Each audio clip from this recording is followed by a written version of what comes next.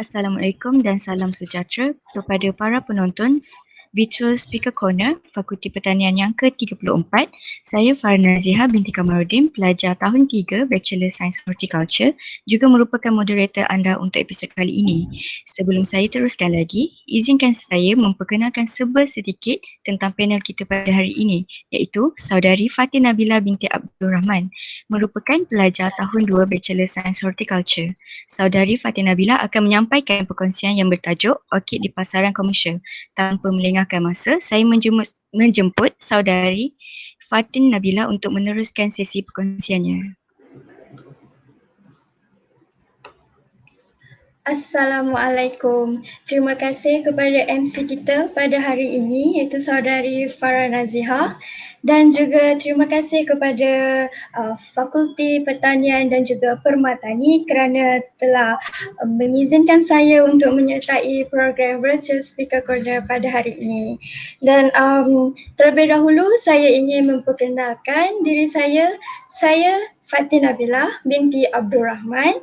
Saya dari tahun 2 Bachelor Science of Horticulture, dan pada hari ini saya ingin mengongsikan kepada anda semua mengenai orkid di pasaran komersial.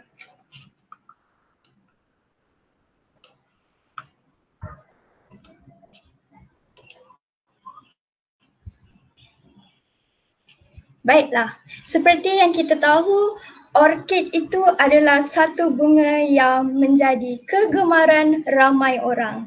Bunganya cantik, warnanya yang menarik, yang memikat sehingga menjadi diminati oleh penggemar-penggemar atau pengumpul bunga-bunga di seluruh Malaysia maupun di luar sana.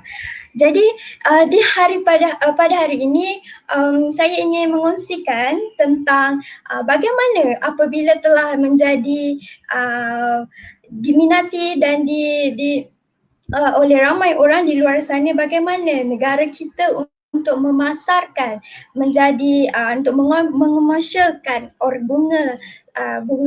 bunga keratan ini. Okey, tanpa membuang masa, baiklah, pada hari ini pembentangan saya kita buat santai-santai je. Okey, saya akan cerita pasal latar belakang orkid, jenis-jenis orkid, kelebihan orkid, fakta orkid. Selepas itu baru saya akan masukkan lebih mendalam tentang bagaimanakah pengomersialan orkid di negara kita kepada negara luar, dan juga mengapa kita memilih untuk mengomersialkan bunga orkid ini berbanding dengan bunga-bunga lain, dan juga kepentingan komersial orkid, bagaimanakah cara penghasilan orkid, negara-negara terkemuka yang mengimport orkid, dan juga serta cabarannya, dan juga beberapa usahawan yang telah berjaya mengaut keuntungan daripada menanam dan juga menjual orkid. Baiklah, pada mula ini kita bagi sikit pengenalan apakah itu orkid.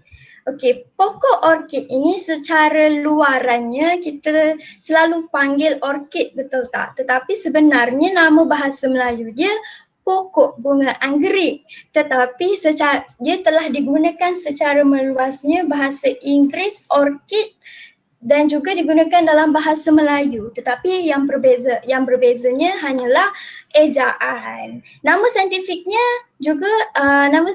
adalah Orchidaceae. Dia berada di dalam family terbesar pohon berbunga, iaitu Orchidaceae. Okey, tumbuhan berbunga ini sering ditanam sebagai pokok hiasan, tak kiralah di dalam rumah, di pejabat atau di mana-mana sahaja, ataupun juga diambil sebagai pokok gubahan di mana-mana event, orang kahwin, pelamin. Jadinya pokok ini sangat dikenali di antara pokok-pokok lain. Okey, hampir pokok ini secara sejarahnya berasal daripada negara Itali. Jadi negara Malaysia kita ni sebenarnya orkid ni adalah tumbuhan eksotik, tumbuhan yang bukan berasal dari negara kita, tetapi saintis di negara kita telah membuat kajian, ada terdapat orkid-orkid liar di negara kita, dan akhirnya orkid-orkid itu setelah dibuat kajian, dia telah dia mendapatlah variety baru. Bila dah dapat variety baru, dihybridkan, itulah yang menjadi punca pendapatan bagaimana orkid itu dipasarkan. Okey, dan secara saintifiknya hampir 35,000 spesies dan lebih daripada 100,000 kacukan ditemui. Alright, seterusnya dekat sini saya ada kongsikan beberapa jenis-jenis orkid yang popular, yang sering kita selalu nampak, yang kita selalu beli, yang kita selalu tengok, yang cantik, iaitu antaranya Cymbidium, Dendrobium, Phalaenopsis, Ludisia, Vanda, Cattleya, Cumbria, Zygopetalum. Jadi antara saya bagi 8 jenis ni, anda semua mesti kenal antara salah satu atau juga anda boleh membuat satu senarai. Manakah yang paling menarik di hati, buat nombor 1, paling suka yang mana, sehinggalah yang terakhir. Kalau anda semua tanya saya sukakan Phalaenopsis. Sebab Phalaenopsis ni ketinggian dia hanya 1 meter, sesuai untuk diletakkan di sebagai hiasan, dan juga dia punya bunganya kecil-kecil dan comel dan mempunyai pelbagai warna, ungu, putih, kuning, hijau. Jadi kalau tanya saya memang pilih Phalaenopsis lah, sebab dia memang sangat cantik. Okey, tapi anda kena tanya diri anda macam mana, anda suka yang mana. Okey. Okey, seterusnya kita pergi kepada kelebihan orkid. Secara dasarnya kita tahu orkid ni bukan sahaja pelengkap hiasan rumah, pelengkap aroma sebagai di luar atau di dalam rumah, tetapi di sebalik orkid itu kita nak singkap apakah kelebihan di sebalik orkid. Kalau anda nak tahu, pada zaman-zaman dahulu, orkid ini dijumpai untuk dibuat sebagai ramuan tradisional orang-orang Cina. Diorang ambil batang orkid tu atau bawang kerana bahagian-bahagian situ terdapat banyak khasiat dan manfaat daripada orkid itu, dan mereka jadikan ianya sebagai teh dan diorang minum sebagai ramuan untuk penyakit seperti membina sistem imun, rawatan kanser, meningkatkan kadar penglihatan dan sebagainya. Ini adalah mungkin cara orang-orang zaman dahulu, dan mungkin jangan tak tahu, zaman sekarang mungkin ada yang masih menggunakan kaedah-kaedah tradisional. Seterusnya, orkid ni juga antara kelebihan dalam produk kecantikan. Contohnya saya bagi, kalau kita pergi spa, kan? Kalau kita pergi spa, kita nampak ada botol-botol yang botol-botol minyak wanginya atau botol-botol scrub ke, kan? Kita akan nampak ekstraknya daripada vanila. Kerana ekstraknya daripada orkid, kerana orkid ini secara saintifiknya yang mereka jumpai, dia mempunyai kebaikan dalam untuk anti-inflamasi atau antioksidan. Jadi ekstrak-ekstrak itu mereka jadikan minyak untuk kelebihan-kelebihan tertentu pada kita lah, pada produk itu, dan kita apply, kan. Contohnya untuk melembapkan kulit, mengurangkan garis-garis halus, tanda-tanda penuaan dan menenangkan kulit dan sebagainya, kan. Kalau Saya ada satu kalau tanya saya ada satu pengalaman. Jiran satu kampung saya, dia ada suka tanam pokok. Dia suka tanam pokok-pokok dan pokok termasuklah ada pokok orkid. Kan, dalam setiap pokok-pokok tu dia tetap ada manfaat-manfaat dia kan. Jadi setiap bunga-bunga tu dia ambil, lepas tu dia jadikan dia buat ekstrak minyak. Dia buat minyak daripada bunga tu, lepas tu dia minyak tu sebenarnya dia macam kalau kita pada pening ke dia macam memberi aura positif. Macam ada bau ni, bau bunga tu. Tu antara kalau saya punya pengalaman lah, saya punya luaran saya nampak lah, antaranya memang dia ada bau orkid lah, ada bau orkid dan dijual. Itu antara produk yang dihasilkan daripada orkid. Okay, kita pergi seterusnya. Orkid ni juga kelebihan dia boleh buat setengah spesies orkid ni dia ada mengeluarkan haruman, bau.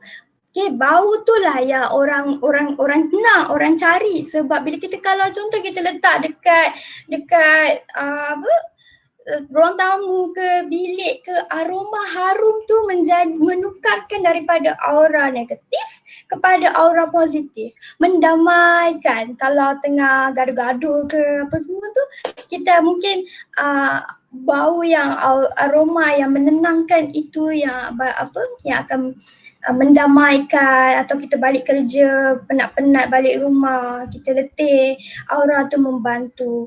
Mungkin selain daripada pokok tu kan, kalau kita ada candle, lilin yang wangi tu kita pasang, dia yang mana ekstrak daripada orkid tu yang akan bagi bau yang wangi, menenangkan. Sungguh menarik. Okay, kita seterusnya kita pergi. Tadi kita dah tengok kelebihan di sebalik orkid, tetapi orkid ini juga mempunyai antara fakta yang menarik yang saya nak kongsikan dekat anda semua. Sebab dia ada banyak fakta yang menarik, tetapi saya boleh bagi beberapa sajalah. Antaranya, ada satu spesies bunga ni iaitu Dracula simia. Dia mempunyai pada kelopak bunga tu dia mempunyai muka yang menyerupai wajah monyet. Jadi dekat sini kita boleh duduk dan renungkan betapa besarnya ciptaan Tuhan tu kan. Dia buat satu bunga orkid, tetapi pada kelopaknya seakan-akan monyet, ada muka macam monyet. Anda semua boleh Google sekarang, macam mana muka Dracula simia punya spesies pada bunga tu. Tengok, okay, seterusnya orkid, ada satu spesies ni orkid yang tertinggi di dunia, yang dicatatkan tertinggi di dunia sehingga 44 kaki dia boleh capai tingginya, iaitu Sobralia altissima. Dia kalau selalunya orkid ni dia punya tinggi dia tak tinggi sampai 44 kaki, tapi mungkin spesies ini sahaja yang dicatatkan sebagai orkid tertinggi dunia. Selalunya orkid dalam 1 meter macam tu lah. Alright, dan seterusnya ini yang paling menarik, sebab kalau selalu kita makan macam aiskrim vanila apa semua tu, sebenarnya kalau anda semua nak tahu, vanila itu adalah daripada ekstrak pokok orkid, iaitu Vanilla planifolia, pokok Vanilla planifolia. Bunganya adalah pada spesies bunga orkid, menjadikan perisa, jadi dibuatlah produk, menjadikan perisa makanan dan pelbagai produk, aiskrim vanila, air vanila, semua yang ada daripada vanila. So, ini adalah antara fakta-fakta menarik yang anda semua perlu tahu. Okay, seterusnya, kita masuk betul-betul kita dah tahu sedikit tentang orkid, apa itu orkid, kelebihannya dan fakta-fakta menarik dia. So sekarang kita masuk, apakah pengkomersialan orkid dalam industri floriculture. Sebab kalau kita tahu sebenarnya Malaysia ni dia dah lama sebenarnya mengeluarkan industri floriculture, dan orkid adalah salah satu bunga-bunga keratan yang dipasarkan. Okay, Pengenalannya adalah kenapa saya nak kongsikan pasal orkid ni, pasaran orkid di Malaysia. Kerana orkid ni adalah salah satu penyumbang utama kepada industri kerana pengeluaran bunga segar di Malaysia. Industri ini telah lama bertapak di Malaysia sejak tahun 60-an dan mula berkembang mulai tahun 80-an. Semaksudnya dekat sini dah lama dah sebenarnya industri ini bertapak. Cumanya ada yang tahu, ada yang tak tahu dan mungkin dia tidak berkembang dengan lebih luas. Okay. Dan penghasilan variety baru menjadi permintaan yang tinggi. Orang sekarang ni dia nak yang lagi cantik, maksudnya yang okey, orkid dia bunganya macam gini, tapi dia nak yang orang permintaan sekarang ni, demand dia nak yang lagi cantik. So sekarang ni apa yang kajian buat sekarang ni, lebih mereka mahukan lebih banyak variety, kacukan-kacukan yang baru untuk menghasilkan spesies atau menghasilkan variety yang baru. Jadi bila variety yang baru tu mestilah lagi cantik, lagi menarik untuk memikat penggemar-penggemar orkid. Okey, dan benda ni telah dibuktikan dan telah dikajikan iaitu daripada kajian mutagenesis orkid menggunakan sinaran gamma di Agensi Nuklear Malaysia dan telah berjaya menghasilkan sejumlah variety baru orkid yang boleh dikomersialkan. Antara contoh adalah mutan baru orkid dendrobium. Diorang ambil spesies dendrobium, lepas tu diorang buat variety baru. Satu syarikat ni diorang buat variety baru. Okey, saya ulaskan lebih lanjut mengenai syarikat ni. Ada satu syarikat ni dia buat kaji selidik, iaitu Agensi Nuklear Malaysia. Dia telah bekerjasama dengan rakan industri iaitu syarikat Hexagon Green tu, Sdn Berhad, dalam penyelidikan pra-komersialan mutan baru orkid dendrobium. Diorang nak cuba buat orkid baru daripada spesies orkid dendrobium. Peruntukan diorang sebanyak 1,352,400 dan projek ini dikenali sebagai Technofund yang bertajuk Pre-Commercialization of Mutant Orchid for Cut Flower Industry. Mengapa saya ketengahkan menceritakan tentang perkara ini, sebab ianya telah terjadi dan ia telah terbukti bagaimana dia berjaya untuk memasarkan produk variety yang baru, orkid yang baru.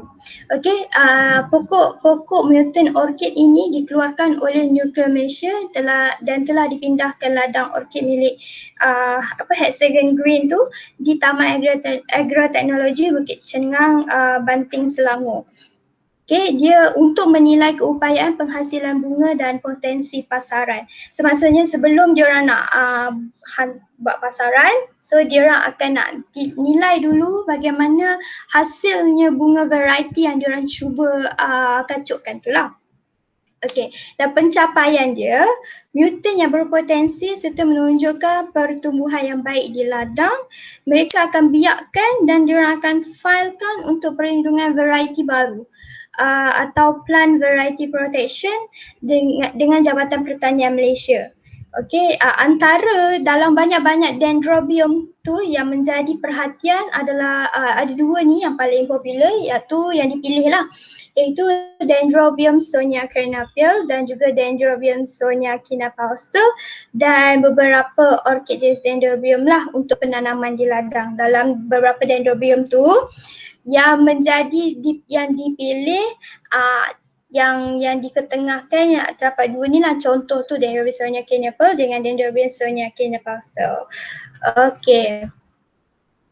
Sebab apa Malaysia ni kena kepentingan, apakah kepentingan komersialkan orkid dan pengeksportan bunga orkid ni, bunga orang cakap bunganya apa? Bunga keratan. Keratan. Okey. Kerana ia adalah produk yang mendatangkan lumayan, pendapatan yang sangat lumayan. Sebenarnya memang ada beberapa negara dah buat menjadi pengekspor utama, dan juga Malaysia juga adalah termasuk, dan ianya sangat mahal sebabkan dia demand yang tinggi. So dia orkidnya dia menjadi harga di pasaran yang sangat mahal lah, dan juga dipunyai pasaran yang baik dan menguntungkan kepada pihak ekonomi negara kita. Di Malaysia, industri orkid dianggarkan bernilai 80,000 juta dan keratan orkid untuk diekspor bernilai 30,000 juta. Ianya sangat laris dalam pasaran tempatan maupun antarabangsa. Nampak tak bagaimana, kenapa kepentingan komersialkan orkid? Jadi kalau kita ni dalam industri pertanian ni kan, sepatutnya kita kena meneruskan legasi akan datang. Okay, generasi kita ni akan datang ni kita teruskan atau kita majukan untuk berkembang dengan lebih pesat mengenai komersialan bunga orkid ataupun industri florikultur ni. Tak semestinya bunga orkid, tetapi antara banyak-banyak bunga orkid lah yang nampaknya memberi pendapatan yang lebih tinggi. Okey, kenapa dia memberi permintaan yang tinggi? Sebab kerana orkid ni dia suka kepelbagaian yang luar biasa, iaitu saiz dia, bentuk, warna dia yang menarik, memikat, dan juga dia kalau of course lah kalau kita jaga dia akan tahan dalam melebihi 2 minggu. Kalau kita jaga sesuatu pokok, mestilah kita kena ada ilmu kan, pengetahuan, tapi kalau kita jaga dengan baik pokok tu, InsyaAllah orkid ni dia akan bertahan dengan lebih lama. Industri ni sebenarnya kalau Malaysia betul-betul dia buat, dia akan berpotensi untuk berkembang dengan lebih maju. That's why saya sangat insist nak bagi tahu semua orang yang betapa pentingnya kalau kita teruskan mengkomersialkan di pasaran tentang bunga orkid. Okay, siapa tak suka orkid kan? Orkid ni sangat cantik. Alright, so apakah negara-negara pengimport utama yang mengimport atau ekspor orkid? Antaranya ada Thailand. Okay, Thailand adalah pengeluar dan pengekspor, iaitu hybrid dendrobium yang menguasai 70 hingga 80% pasaran florikultur dunia. Okay, dan kalau nak cakap orkid keratan, okay, Singapura dan Malaysia. Malaysia adalah salah satu pengeluar orkid keratan. Alright, untuk orkid tropika, Jepun, Itali, Australia, Perancis, Jerman, China dan Amerika Syarikat. Seperti hybrid, seperti Oncidium, Aranda, Mocara, Vanda dan Escosenda, ini adalah jenis-jenis orkid lah. Dan kalau kita tengok sebenarnya, kalau dekat dalam carta yang saya tunjuk ni, kita nampak Thailand tu yang menguasai, Thailand, Singapura yang menguasai sebenarnya pasaran florikultur dunia, terutama sekali bunga orkid. Jadi bagaimanakah Malaysia nak mencapai tahap sebagaimana negara-negara kita, negara-negara jiran kita ni buat? Jom kita sama-sama fikir macam mana kita dah memang pengeksport keluar kita punya orkid, tetapi kita tak nak kata kita tak setinggi sehingga 70 hingga 80% kalau dikajikan semula. So mari kita sama-sama fikir untuk generasi kita sekarang dan juga akan datang. Bagaimana kita nak mengembangkan kita punya industri florikultur ni berada di tahap dunia. Bagaimana kita nak bagi nampakkan Malaysia ni sebagai diletakkan sebagai di mata dunia, di persada dunia. Okay. Alright, so tadi saya dah cerita pasal contohnya yang syarikat mutant, syarikat agensi nuklear dia buat mutant orchid kan. So saya nak ketengahkan bagaimana penghasilannya pada mula-mula tu, macam mana dia biakkan benih mutant orchid tu. Okay, saya hanya nak kongsikan lah. Alright, so mutant orchid ni telah dihasilkan dari penyinaran gamma pada dos 35 GY ke atas kultur jasad seperti protokol PLB. Okay, penyaringan dan pembiakan pokok mutant orchid di dalam rumah kaca orchid nuklear Malaysia. Pembiakan stok tanaman mutant dan pengeluaran pseudobulb di rumah kaca nuklear Malaysia adalah secara kultur tisu dan kaedah konvensional. Dan untuk tujuan pra-pengkomersilan, pokok-pokok mutant orchid nuklear Malaysia telah dikuturkan semula. Ini adalah bagaimana penghasilannya nak hasilkan sesuatu variety yang baru. Beginilah cara dia untuk pra-pengomersialan pokok-pokok mutant orchid kita yang telah berjaya oleh nuklear Malaysia. Alright, so kita dah tahu dah bagaimana cara untuk menghasilkan variety yang bagus. Okay, tapi tentulah ada cabaran-cabaran yang akan kita tempuhi. Okey, dekat sini saya nak ceritakan pasal cabaran, bagaimana bermulanya nak hasilkan dia tu, cabarannya, dan juga setelah dah dapat hasil, apa pula cabaran kalau kita nak ketengahkan dia nak komersialkan dia di pasaran kan. Okey, antaranya adalah perbezaan pertumbuhan di ladang dan di bawah rumah kaca. Sebab ladang ni kita tahu ladang tu luas, skala dia besar. Mungkin boleh jadi dalam 1 ekar atau lebih atau 2-3 ekar. Kalau bawah rumah kaca dia tak sebesar ladang lah kan. So bagaimanakah pembiakan skala besar di ladang memerlukan bilangan anak pokok yang banyak lah berbanding di bawah rumah kaca.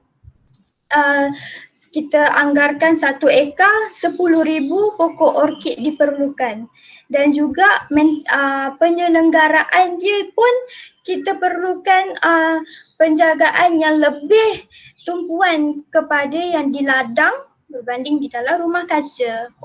Pekerja-pekerja pun kena lebih banyak di ladang dan di rumah kaca. Itu adalah salah satu cabaran yang kita kena titik beratkan lah untuk pastikan pokok benih kita bertumbuh dengan baik. Okey, bagaimana kalau dia dah tumbuh, pertumbuhan awal anak benih dia pula kan?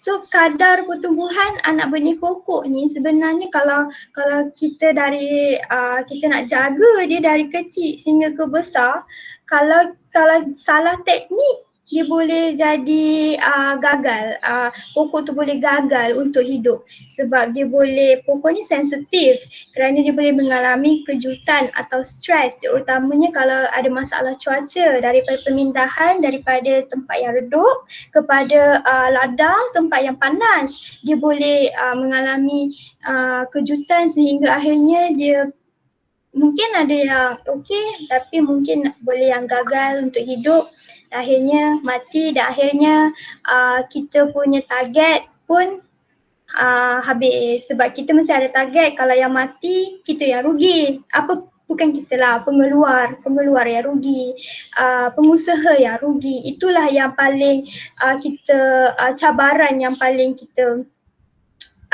takutlah. Okay, sebab siapa nak rugi kan. Alright, so seterusnya pokok lambat untuk berbunga. Pertumbuhan dan ciri pembungaan yang berbeza setiap pokok itu menyebabkan kesukaran untuk mencapai kapasiti hasil yang tinggi bagi kajian pasaran bunga. Setiap yang kita lakukan, kita ada kapasiti kita, kita ada limit kita. Kalau tak mencapai, kalau ada yang lambat tumbuh bunga, ada yang cepat tumbuh bunga, ini adalah akan merencatkan pengeluar atau pengusaha-pengusaha untuk memasarkan bunga mereka. Sebab tu itulah satu, orkid ni dia ada masalah terhadap dia punya pembungaan dia. Hasil bunganya cantik atau rosak atau dia lambat, itu adalah antara cabaran dia lah. Okay, cabaran seterusnya bila kita nak mengetengahkan apabila kita dah nak jual dia ke pasaran komersial, okay, kita tak nafikan lah bila kita dah jual tu kan terdapat ada pihak yang juga tidak bertanggungjawab. Sebab apabila diorang beli tapi diorang memperkenalkan produk tu dekat pasaran gelap dan mengaut keuntungan yang lebih tinggi dan dan memberi pendapatan yang lumayan daripada pengusaha yang mengeluarkan produk tersebut. Okey, dan seterusnya adalah kekurangan penyelidik. Okey, untuk mengkaji tanaman spesies orkid ni, nak hasilkan orkid kacukan atau kita nak cari orkid yang betul yang ada dekat Malaysia, yang ada dekat negara kita yang kita tak jumpa, kita perlukan penyelidik bertauliah. Tetapi apa yang jadi dekat negara kita ni sebenarnya kita kurang penyelidik. Kenapa kita kurang penyelidik? Sebab mungkin boleh dikatakan kita kurang dana, kita kurang infrastruktur yang berpatutan disebabkan kekurangan yang minoriti ni yang boleh memberi impak kepada majoriti, dan akhirnya kuranglah penyelidik untuk membuat kajian untuk menghasilkan orkid kacukan yang lebih menarik serta cantik untuk serta memiliki keistimewaan yang tersendiri. Jadi itulah sebabnya kita punya pasaran dunia Malaysia di dunia itu tidak setinggi macam mana Thailand tadi, Singapura tadi jual diorang punya produk orkid diorang. Okay, kalau nak kata teknologi sebagai infrastruktur, mungkin negara-negara Thailand, negara-negara Singapura, diorang mempunyai satu teknologi yang dipanggil bioteknologi. Okay, jika kalau kita pun dapat satu teknologi yang macam tu, macam mana diorang punya teknologi, mungkin kita pun boleh bawa negara kita dikenali sebagai pengeksport orkid terbesar dunia. Gitu. Okay, mungkin itu adalah salah satu cabarannya lah dan salah satu kelemahan yang kita ada lah. Okay, dan seterusnya adalah saingan sengit dari negara jiran. Macam saya cakap tadi, macam mana kita nak bersaing dengan negara-negara yang memang dah jadi pengeksport orkid terbesar kan dunia, seperti Thailand, Indonesia, Taiwan, Singapura. Sebab diorang memiliki kemajuan teknologi itulah. Diorang mempunyai teknologi pengkulturan, pembiakbakaan serta diorang mampu memperbaiki baka yang dikeluarkan. Mungkin diorang boleh mencantikkan lagi. Mungkin orang yang nak beli tu, saya suka yang macam ni, diorang boleh memperbaiki, diorang ada teknologi yang boleh memenuhi permintaan si pembeli, si pembeli. Jadi dengan dari segi itu diorang boleh menaikkan negara diorang untuk menjadi negara yang maju. Okay, untuk berkembang lebih maju. Dan juga orkid yang dieksport ke Singapura, dan sebenarnya orkid yang dieksport ke Singapura dari negara kita, Malaysia, akan dijualkan semula kepada negara lain dengan nilai yang lebih tinggi kalau anda semua nak tahulah sebenarnya. Dan ini akan menyebabkan nilai ekonomi pada negara kita merundum. Sebab kita jual orkid pada negara Singapura. Tetapi Singapura jual dekat negara lain dengan harga yang lagi tinggi. Ini menyebabkan negara diorang yang lebih nampak di mata dunia berbanding negara kita, sedangkan kita yang pengusaha orkid, betul tak? Dan kalau nak dikajikan semula, Singapura tak ada tanah, betul, nak dibandingkan dengan Malaysia. Malaysia ada tanah, tetapi kenapa Singapura dipandang tinggi, dipandang di mata dunia menjadi pengekspor utama di dunia, pengekspor utama orkid di dunia. Sedangkan mereka sebenarnya beli daripada negara kita. Itulah antara sebenarnya nak katakan kelemahan dari segi takkanlah cabaran-cabaran yang Malaysia tu lah. Dia sebenarnya kebijaksanaan Singapura ni dia mengambil peluang dan seterusnya menjadi orang tengah lah. Dia sebenarnya orang tengah dalam pasaran orkid ni. Okey, hampir 85% daripada pengeluaran orkid Singapura sebenarnya adalah di Malaysia yang kebanyakannya tertumpu di Johor menerusi penanaman kontrak atau dipunyai secara langsung oleh mereka. Okey, dan sebenarnya kalau pelik lah kalau ada pernah sebelum ni bekas Menteri Pembangunan Negara Singapura, Mah Bow Tan, dia cakap negara mereka merupakan pemain utama dalam industri orkid dengan jumlah ekspor sebanyak 80 juta sehingga 80 juta ke 33 destinasi termasuk Jepun, Australia, Greece, Amerika Syarikat dan Belanda.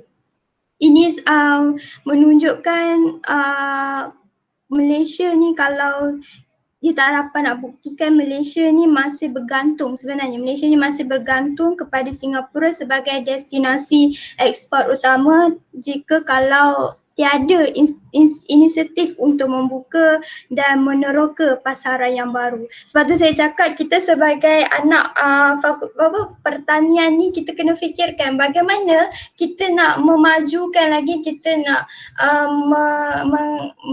mengembangkan lagi industri pertanian kita, terutamanya yang topik saya hari ni, industri florikultur kita ni ke persada dunia. Sebab apa yang kita nampak sekarang ni, kita berada di belakang negara-negara seperti Thailand, Singapura dan yang inilah sebenarnya. Jadi kitalah yang generasi sekarang ni yang kena berusaha untuk akan datang. Alright, so untuk seterusnya, tinjauan pasaran, siapa golongan yang akan membeli? Of course, penggemarnya, pengumpul, penanam, saintis untuk membuat kajian, kan? Okey, dan ciri-ciri orkid yang menjadi kesukaan selalunya jangka hayatnya yang lama. Sebab orang suka sebab jangka hayat dia, nak bela dia boleh bela lama. Warna yang sangat menarik dan memikat di hati dan pandangan dan sejawana. Okey, dan juga bilangan bunga setangkai, orang nak cari yang lebih daripada 10 kuntum termasuk kuduk bunga. Jadi kelebihan-kelebihan orkid bukan sahajalah dia cantik, tetapi pelbagai-bagai benda tujuan orang untuk membeli orkid. Okey, kat sini saya nak tunjuk sikit usahawan orkid di Malaysia. Bukan tak ada, ada banyak yang dah berjaya untuk memasarkan orkid-orkid di Malaysia. Kita petani-petani kita yang dah daripada tiada basic dah ada basic dan mempunyai meraih keuntungan yang banyak, kan? Okey, ini antaranya. Okey, usahawan Cina mengusahakan orkid dan dia untung lebih banyak. Tokek orkid tanam vanila usahawan di Pahang. Vanila kan daripada orkid tadi. Saya cakap okey, kalau kita tengoklah yang daripada yang gambar tengah ni, pengusaha orkid Puan Nur Azizah Rasib 28. Dia telah katanya dalam sebulan hasil penjualan pokok dan baja orkid sahaja boleh mencecah hingga 7,000 berbanding dahulu 4,000 ringgit sebulan. Bayangkan, bayangkan hanya jual baju orkid dia boleh mencecah banyak pulangan dalam sebulan. Sebab tu saya cakap pasaran orkid ni mendapat permintaan yang ramai. Orang semua memang nak orkid punya baja dia, orkid punya benih, orkid punya bunga. Okay. Dan ni juga ada contoh-contoh, ada pacu industri orkid terus mendapat permintaan tinggi. Daripada hobi, kini tanaman orkid raih 50,000 sebulan. Daripada hobi tanam saja-saja boleh dapat 50,000 ringgit sebulan. Selalunya ini mungkin ditanam dalam skala yang besar atau sebagainya, mungkin dibuat nursery kan. Tapi bayangkanlah 50,000 ringgit sebulan. Kalau setahun, okay. Gubahan bunga orkid mampu jana pendapatan. Bukan sahaja kita buat dekat ladang, kita tanam ladang pokok bunga betul. Tapi kalau kita guna macam kakak ni dia buat dia gubah bunga, dia mengolah pelbagai pekerjaan di sebalik bunga orkid itu sendiri. Maksudnya dia boleh buat gubah bunga untuk event-event, majlis-majlis, kahwin, hantaran, pelamin, dekorasi, set, kalau TV kan dekorasi TV dekat set syuting ke macam manalah. So daripada situ sebenarnya walaupun kita nampak orkid saja macam tu, tetapi pelbagai pendapatan dan pekerjaan yang boleh diolah dan dicari peluang di sebalik orkid itu. Dan juga daripada situ kita dapatlah kita punya feedback, kita punya pusingan kita pada kita dan juga pada consumer. Okay, dah habis membebel panjang, kita dah nak sampai ke penghujung akhir pembincangan saya hari ini. Rumusan saya, potensi tanaman native dan eksotik ini terpilih setelah dinilai dalam kalangan pengusaha industri florikultur. Penanaman atau pengeksport wajar dikenal pasti melalui persepsi mereka terhadap varieti yang baru dan segala cabaran sebelum dikomersialkan. Akhir sekali, dapatan kajian yang kini dapat membantu dalam merangka strategi pendekatan atau polisi yang lebih kukuh untuk digubal bagi memudahkan cara saluran pengedaran, tempatan dan laluan pasaran ekspor, seterusnya melestarikan industri florikultur negara.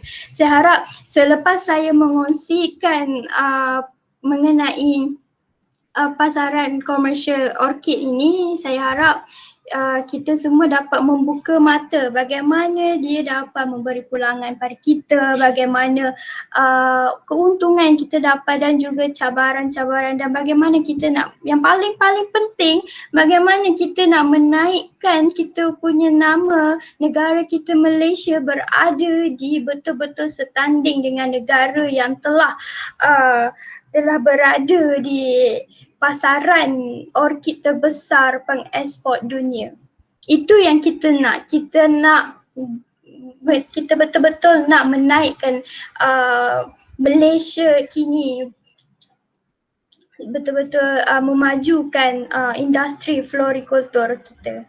Dan itu adalah datangnya daripada kita semua ni yang masih belajar, yang sedang bekerja atau sebagainya, mempunyai kesedaran atau kita boleh memupuk minat kita semua untuk pelan-pelan kita untuk buat rancang, bukan sahaja kita belajar lepas tu kita tak apply, kita cuba apply, kita cuba kaji, kita cuba mengolah. Kan saya cakap pelbagai pekerjaan di sebalik, walaupun dalam satu pokok tetapi kita boleh mengolah pelbagai pekerjaan dan di sebaliknya. Okey, kekayaan sumber asli ini bukan hanya milik generasi kita tetapi juga untuk generasi yang akan datang. Sekian, terima kasih. Assalamualaikum daripada saya. Jumpa lagi.